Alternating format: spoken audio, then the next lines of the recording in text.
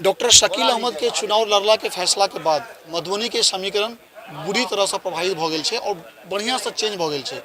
एहि संदर्भ में हमरा सबके गप करे के लेल हमरा सबके समक्ष है डॉक्टर शकील अहमद, हुनका सही संदर्भ में गप करब। सर केहन तैयारी है? तैयारी यहाँ के रिजल्ट जहिया निकलत तो की तैयारी छै आ की तैयारी रहे ये सब पता चल जाता है। तब एहन कोन एहन बात भ गेलै जे कांग्रेस सब बेखफा भ गेलौ वहाँ? नहीं, कांग्रेस से खफा होने का बात नहीं है। जो कर रहे हैं वो कांग्रेस के लिए ही कर रहे हैं, कांग्रेस के मान सम्मान के लिए कर रहे हैं। और मैं अकेला नहीं कर रहा हूँ, बिहार के और मधुबनी के सभी कांग्रेसियों का मेरा पूरा सपोर्ट है।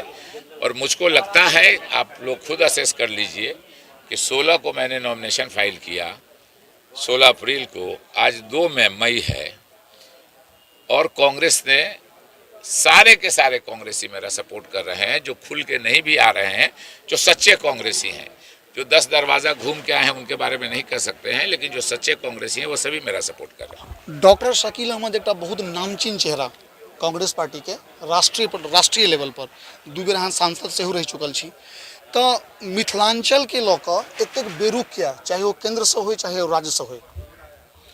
नहीं, देखिए, मिथिलांचल को पिछले कुछ दिनों से 1990 के बाद से और हाल के दिनों में 2005 के बाद से भारतीय जनता पार्टी की सरकार रही है आमतौर पर, या उनके समर्थित सरकार रही है। 1-1.5 साल वो भी मुख्यमंत्री वही थे।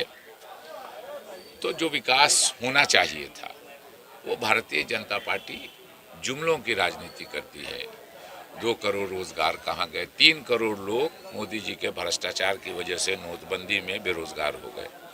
कृषि की आय 14 साल में देश में सबसे निचले स्तर पर पहुंच गई। बेरोजगारी 45 साल के सबसे ऊंचे वाले स्तर पर पहुंच गई। तो आप समझ लीजिएगा, भ्रष्टाचार के बारे में मोदी जी की अगर कहानी बताने लगूं तो शायद एक आध किताब लिखाई जाएगी। सिर्फ राफेल नहीं है, डीजल इंजन में जो डीजल लिया जाता है रेलवे के लिए, उसमें भी भ्रष्टाचार है। और बताने लगूं तो मोदी जी के भ्रष्टाचार पे हम लोग पढ़ते थे कि डेमोक्रेसी क्या है, जनतंत्र क्या है, जनतंत्र की सरकार क्या है। तो कहा जाता है कि जनता के द्वारा और जनता के लिए मोदी जी की सरकार भ्रष्ट पूंजीपतियों के द्वारा और भ्रष्ट पूंजीपतियों के लिए ही है। लोगों का पैसा बैंक में जमा करा लिया नोटबंदी में, और 3,70,000 करोड़ देश के बड़े पूंजीपतियों का माफ़ कर दिया। तो भारतीय जनता पार्टी का जो एक ये है, लोगों को मूर्ख बना के उनका वोट लेना, और इस भ्रष्टाचार पे कोई चर्चा नहीं करे, इस बेरोजगारी पे चर्चा नहीं करे। इसलिए हिंदू मुस्लिम लड़ाई है कि इस पर बहस ही नहीं हो। अच्छा, एक सवाल और अंतिम सवाल है जे मिथिलांचल में एक चीज बड़ा प्रमुख है। एक भेल यहाँ के मिथिला पेंटिंग, दोसर और भी जे मिथिलांचल के जना कुम्हरौरी भेल, बिड़िया भेल, बहुत सारा चीज भेल जकरा एखन तक अहाँ के राष्ट्रीय लेवल पर जे छै से ओकरा एखन तक पहचान नहीं भेटलै। तो चूँकि हमारी सवाल है यहाँ के इनफैक्ट पूरा मिथिला मिरर के टीम से कि जो डॉक्टर शकील अहमद जो सांसद बने छथि तो मिथिलांचल के जे ई चीज छै तकरा ओ राष्ट्रीय लेवल पर लऽ कऽ एतुका जे पलायन भऽ रहल है, एतुका जे अहाँ के ककरो रोजगार नहीं भेट रहल छै, एहि चीज के रोजगार के मुखर में क्यों अनथिन? निश्चित रूप से मिथिला के विकास के लिए जो संभव होगा, मैंने डॉक्टर जगन्नाथ मिश्रा जी ने जो मुझको समर्थन दिया वही उन्होंने कहा कि आप मधुबनी लोकसभा और मिथिलांचल के मान सम्मान की लड़ाई लड़ रहे हैं।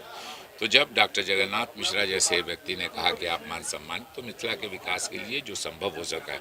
मैं MP था, दरभंगा जयनगर बड़ी रेल लाइन के शिलान्यास भी मैंने नीतीश कुमार जी जब रेलवे मंत्री थे तब करवाया, और उसको पूरा करवाया तब जब लालू यादव जी रेल मंत्री थे। हमारा सवाल चला वहाँ के पेंटिंग के, आपको बताता हूँ, पेंटिंग के लिए भी पेंटिंग को अभी मैं गया था मधुबनी स्टेशन पे। मेरा जो फोटो आप देखिएगा मधुबनी स्टेशन का, देखिएगा बैकग्राउंड में मिथिला पेंटिंग है। मिथिला पेंटिंग के जितवारपुर के और तमाम कलाकार हमसे ये है, और ये कांग्रेस की ही देन है। ललित नारायण मिश्रा जी स्वर्गीय, वो कांग्रेस के नेता थे, उनकी ही देन है कि मिथिला पेंटिंग को उन्होंने पूरे एक तरह से पूरे विश्व में उसको फैलाया।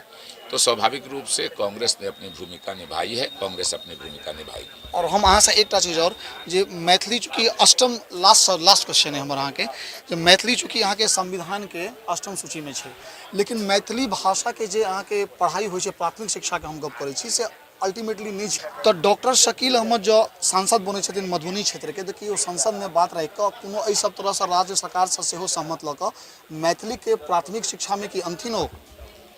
देखिए, मैथिली के लिए एक डेलीगेशन में नरसिम्हा राव जी प्रधानमंत्री थे, मैं, डॉक्टर जगन्नाथ मिश्र जी, भोगेंद्र झा जी, हम सब लोग गए थे जब मैथिली के साथ अन्याय हुआ था। मैंने कोर्ट अरेस्ट भी मैथिली भाषा को अष्टम सूची में शामिल करने के लिए, और वो जो बीपीएससी से हटाया गया था उस समय में कोर्ट अरेस्टिंग भी थी, धरना भी दिया था, सारे लोग साथ थे।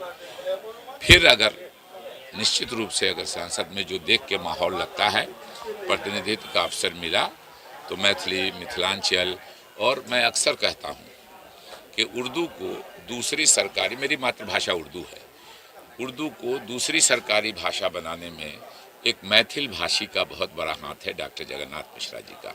तो इसीलिए इन दोनों भाषाओं के विकास के लिए जो भी संभव हो सकेगा वो करूँगा। चलो हमारे बहुत बहुत शुभकामना अहाँ के संग।